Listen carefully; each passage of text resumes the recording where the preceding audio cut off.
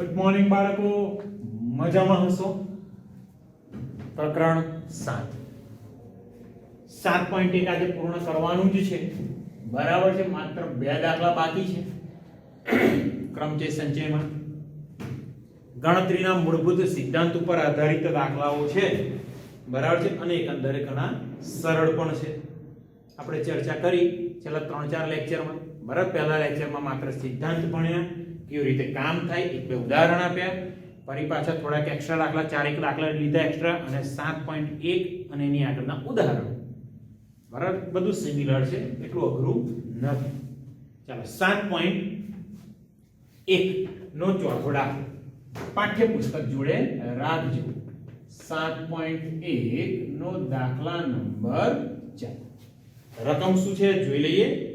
0 થી 9 અંક નો ઉપયોગ કરવાનો છે.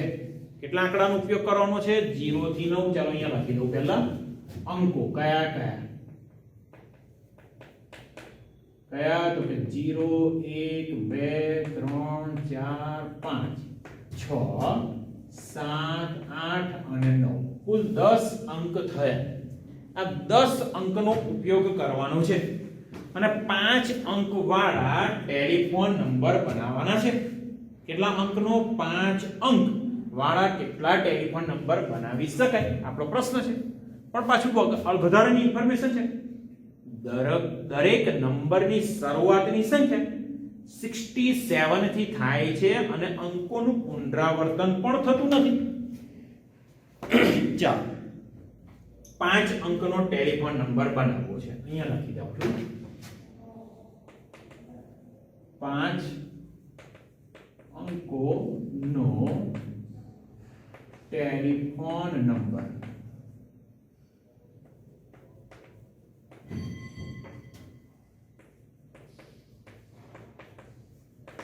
પ્રથમ બંને અંક કમ્પલસરી 6 અને 7 હોવા જ જોઈએ. પ્રથમ બે અંક કયા? 6 અને 7, અને પુનરાવર્તન પણ થતું નથી. તો અહીંયા લખીએ દરેક નંબર, દરેક ટેલિફોન નંબર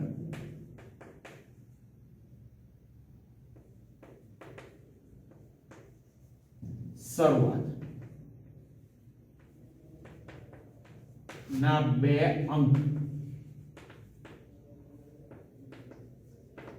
અને પુનરાવર્તન થતું નથી. રકમ પતી ગઈ. ચાલો શરૂઆત કરું. પહેલા આપણે અંકો લખી દઈએ. અહીં કુલ 10 અંકો છે. કયા 10 અંક? તો કે 0 થી શરૂઆત કરો. 0 1 2 3 4 5 6 7 8 9 10. જો તો 1 2 3 4 5 6 7 8 9 અને 10, કુલ 10 અંક થઈ ગયા. આ 10 અંકનો ઉપયોગ કરવાનો છે અને 5 અંકનો ટેલિફોન નંબર બનાવવાનો છે. હવે શું લખ્યું છે? પુનરાવર્તન થતું નથી. પુનરાવર્તન વગર અહીંયા લખીએ પુનરાવર્તન વગર 5 અંકનો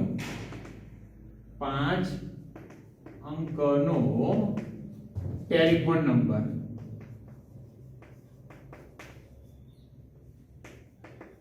નંબર બનાવવો છે કે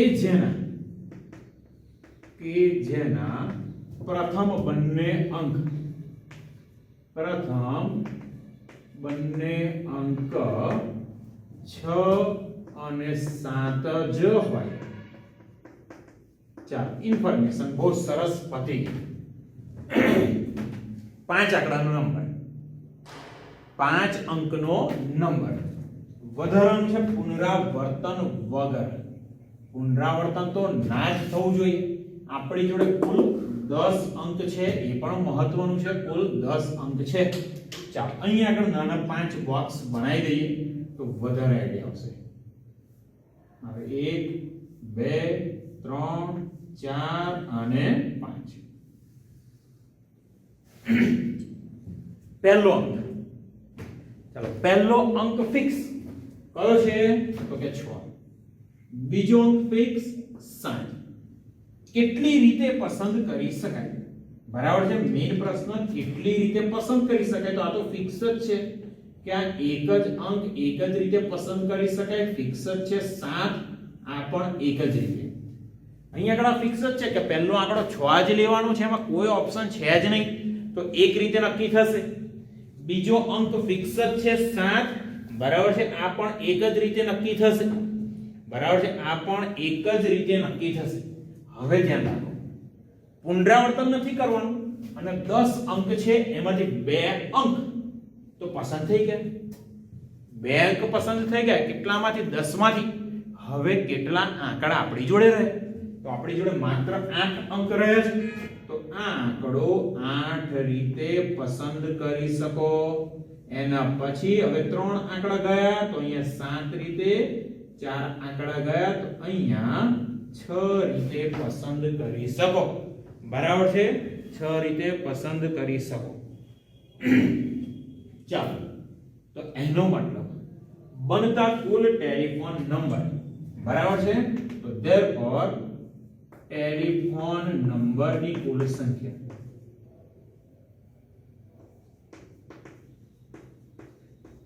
નંબરની કુલ સંખ્યા બરાબર 1 ગુણ્યા 1 ગુણ્યા 8 ગુણ્યા 7 ગુણ્યા 6. તો 8 7, આ તો 1 ગુણ્યા 1 8 ગુણ્યા 7 56 અને 56 ગુણ્યા 6, તો 6 ને 5 વડે ગુણાવ, 6 5 30, 300 અને થાય છે 36, 336. તો હવે કુલ 336 ફોન નંબર, ટેલિફોન નંબર બનાવી શકો કે જે 5 અંકનો હોય, પહેલા 2 અંક 6 અને 7 હોય અને પુનરાવર્તન પણ ન થતું હોય કોઈ અંકનું. બરાબર, એટલે આન્સર આવશે આપણો 336. આગળ વાત કરીએ. બરાબર છે. આગળ ચર્ચા કરીએ છીએ. હવે દાખલા નંબર લઈ લો 7.1 નો છેલ્લો દાખલો 5. 7.1 પાંચમો દાખલો. ચાલો રકમમાં શું છે જોઈ લઈએ. ચાલો, પાંચમો દાખલો. એક સિક્કો 3 વખત ઉછાળવામાં આવે છે. અહીંયા લખીએ, સિક્કાને 3 વખત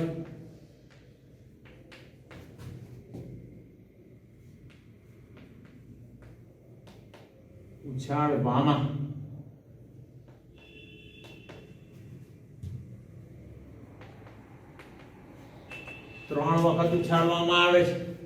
આગળ 3 વખત ઉછાળી અને પરિણામ નોંધવામાં આવે. કેટલા શક્ય પરિણામો હશે? તો અહીંયા લખી દો પ્રશ્ન, કેટલા શક્ય પરિણામ?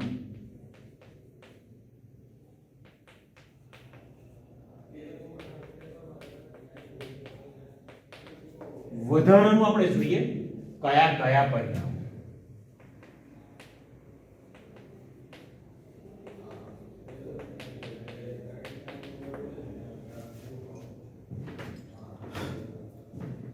ચાલો બાળકો, સિક્કાને ઉછાળીએ. સિક્કા ઉપર શું હોય? હેડ હોય અથવા તો ટેલ. તો એક સિક્કાને એક વખત ઉછાળો તો આપણી જોડે કુલ 2 શક્યતાઓ રહે. બરાબર, કુલ કેટલી શક્યતા રહે? 2 શક્યતા. સિક્કાને ઉછાળ્યો પડ્યો તો કાં તો હેડ આવે કાં તો ટેલ આવે. તો અહીંયા આગળ આપણે પહેલી લાઈન આ લખી લઈએ તો આપણને આઈડિયા રહે. તો હવે સિક્કાને એક વખત ઉછાળતા, એક વખત ઉછાળતા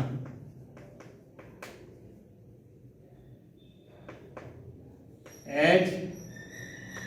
અથવા T, એમ H એટલે હેડ, T એટલે ટેલ, એમ કુલ 2 પરિણામ શક્ય છે. બહુ સહેલો રાખો, 2 પરિણામ શક્ય છે. બીજી વાર ઉછાળો 2 પરિણામ, ત્રીજી વાર ઉછાળો 2 પરિણામ. કોઈ એક ક્રિયા એમ રીતે થતી હોય, અહીંયા 2 રીતે. બીજી ક્રિયા n રીતે થતી હોય અહીંયા બે રીતે અને ત્રીજી ક્રિયા p રીતે થતી હોય અહીંયા બે રીતે તો ક્રિયા થવાના કુલ પ્રકાર m ગુણ્યા n ગુણ્યા p અહીંયા 2 ગુણ્યા 2 ગુણ્યા 2 8 કુલ કેટલા પરિણામો આવશે તો અહીંયા લખીએ therefore જો હા જો આગળ વાત કરવાની બાકી છે સિક્કાને 3 વખત ઉછાળતા મળતા કુલ શક્ય પરિણામો ની સંખ્યા કેટલા તો કે 2 ગુણ્યા 2 ગુણ્યા 2 તો મળ્યા 8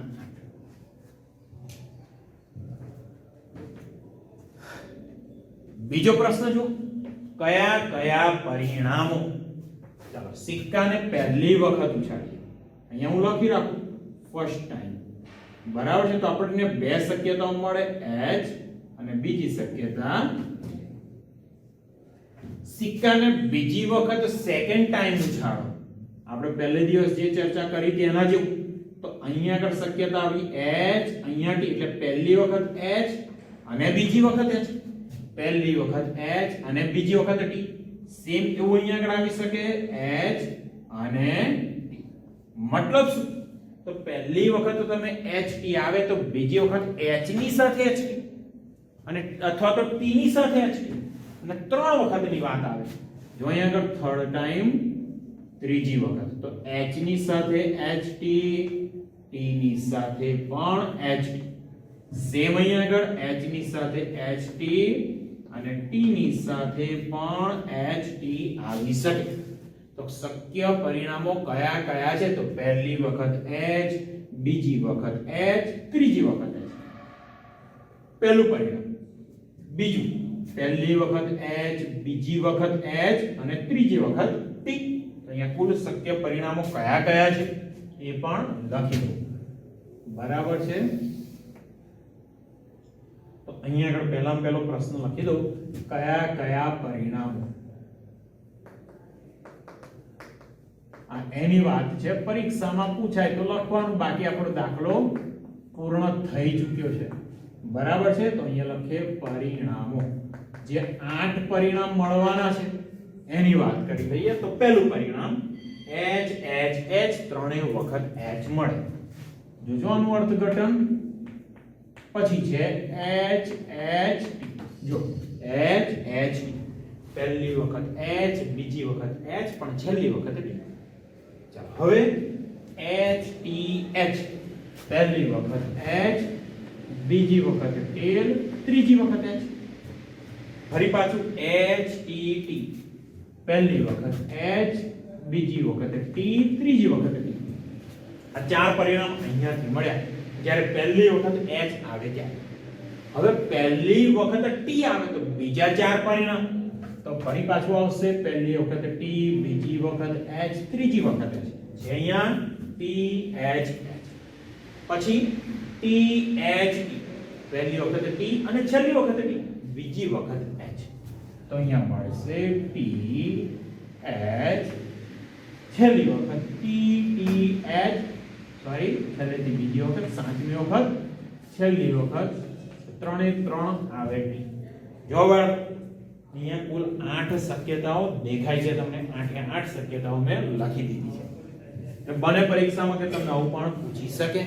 બરાબર 8 શક્યતાઓ અહીંયા મળી ગઈ બાળકો દાખલો અહીંયા આગળ પૂરો થઈ ગયો સાથે 7.1 એ પણ આપણું પૂર્ણ થઈ ચૂક્યું છે બરાબર 7.1 એ પણ પૂર્ણ ઓકે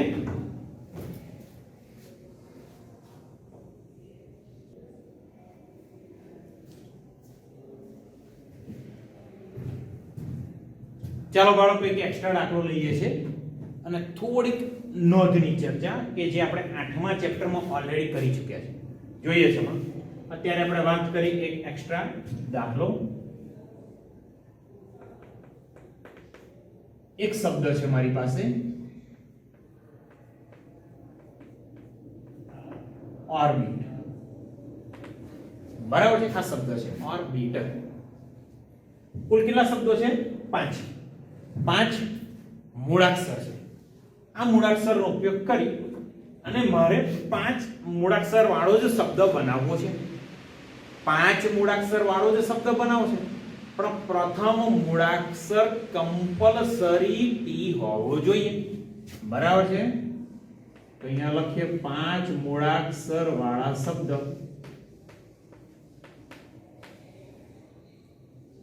કેટલા શબ્દ કે જેમાં પ્રથમ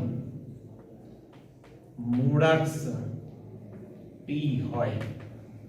ચાલો, પહેલો મૂળાક્ષર ટી હોય એવા કેટલા શબ્દો બને એ મારે જોઈએ છે.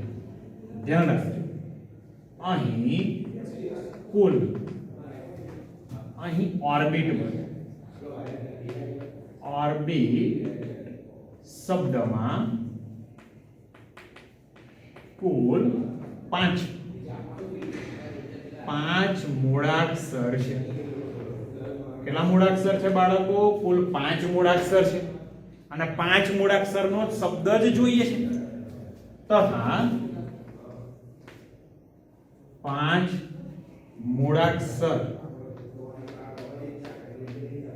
નો શબ્દ કે જેમાં પ્રથમ મૂળાક્ષર ટી હોય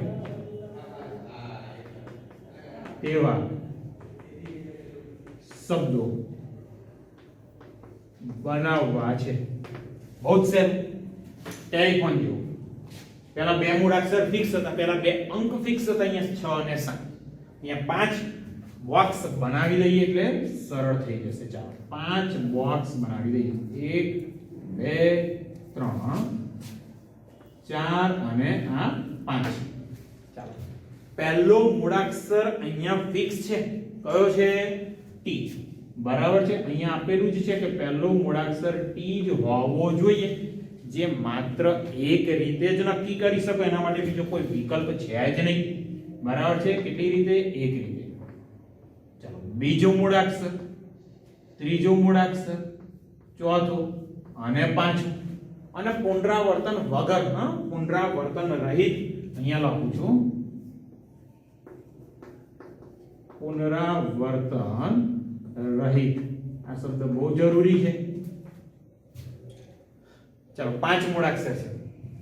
એક તો ગયો ટી, એક રીતે ફિક્સ છે કે પહેલો મૂળાક્ષર ટી હોવો જોઈએ, એટલે એક જ રીતે નક્કી થાય. ચલો વિચારો, બીજો મૂળાક્ષર કેટલી રીતે? તો 4 રીતે.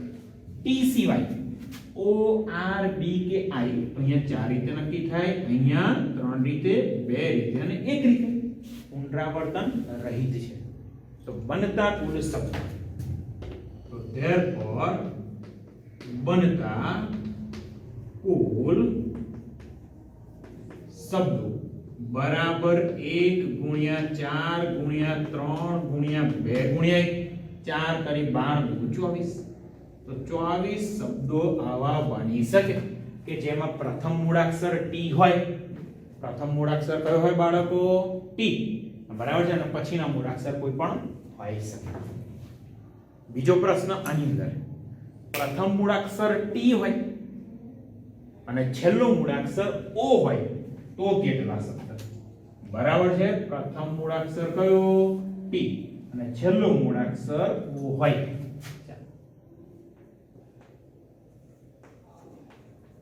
પ્રથમ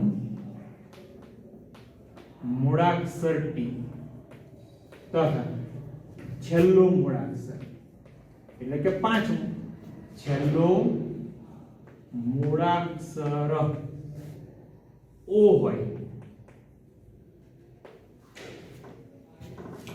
અને પુનરાવર્તન રહિત. પુનરાવર્તન રહિત આ કૌંસમાં લખી જ રાખું છું.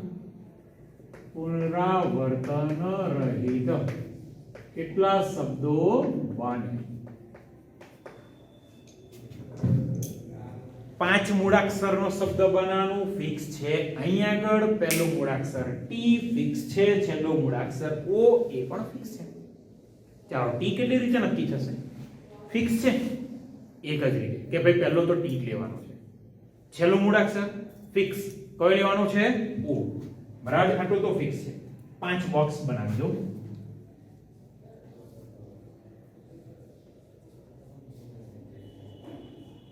અને આ 5. ચાલો જે પહેલું મૂળાક્ષર ફિક્સ છે લખી રાખું. પહેલું મૂળાક્ષર કયો છે? ટી. અને છેલ્લું મૂળાક્ષર ઓ. ફિક્સ છે. હવે પહેલો મૂળાક્ષર ટી કેટલી રીતે નક્કી થવાનો છે જાણો છો બધા? એક રીતે, કારણ કે ફિક્સ છે તો આ થઈ ગયો એક રીતે. ઓ કેટલી રીતે? તો કે એક જ રીતે, આ પણ ફિક્સ છે. હવે ટી અને ઓ તો જ ગયા, આની અંદરથી ટી અને ઓ આ બંને મૂળાક્ષર ગયા. હવે કયા મૂળાક્ષર રહ્યા? આરબીઆઈ, આર બી અને આઈ, આ ત્રણ મૂળાક્ષર આપણા બાકી છે. આ ત્રણ મૂળાક્ષરને ત્રણ જગ્યામાં ગોઠવવાના છે અને પાછું પુનરાવર્તન તો કરવાનું નહીં. તો અહીંયા આગળ કોઈ મૂળાક્ષર આવશે, કાં તો આર આવે, કાં તો બી આવે, કાં તો આઈ. ત્રણ રીતે નક્કી થાય. ચાલો અહીંયા આગળ કયું મૂળાક્ષર આવશે? તો કે બે રીત. બરાબર છે. અને અહીંયા જે છેલ્લો વધ્યો એ એક. તો બનતા કુલ શબ્દ, therefore બનતા કુલ શબ્દો બરાબર 1 ગુણ્યા 3 ગુણ્યા 2 ગુણ્યા 1 ગુણ્યા 1. કેટલા મળ્યા? 6. દાખલો પતિ. ચાલો બાળકો, એકાદ દાખલો હું તમને ઘરેથી આપું છું, આવો સરસ મજાનો. બરાબર છે. આ ટાઈપનો દાખલો એક ઘરેથી આપું છું. શબ્દ લખવો પડશે પાછો. તો અહીંયા આગળ એક શબ્દ લખીએ. બરાબર છે.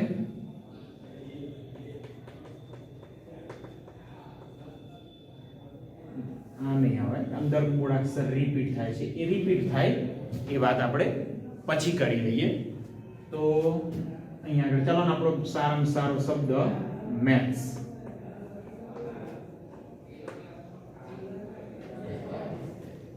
શબ્દ બનાવવાના છે. 5 મૂળાક્ષરના કુલ કેટલા શબ્દ બને? તો અહીંયા આગળ પહેલો પ્રશ્ન. પ્રથમ મૂળાક્ષર એસ હોય તો 5 મૂળાક્ષરથી કુલ કેટલા શબ્દો બને? અને બીજો પ્રશ્ન કહી દઉં તમને.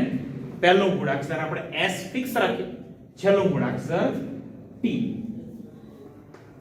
તો પ્રથમ મૂળાક્ષર એસ હોય તથા છેલ્લું મૂળાક્ષર ટી હોય તો કુલ કેટલા શબ્દો બને?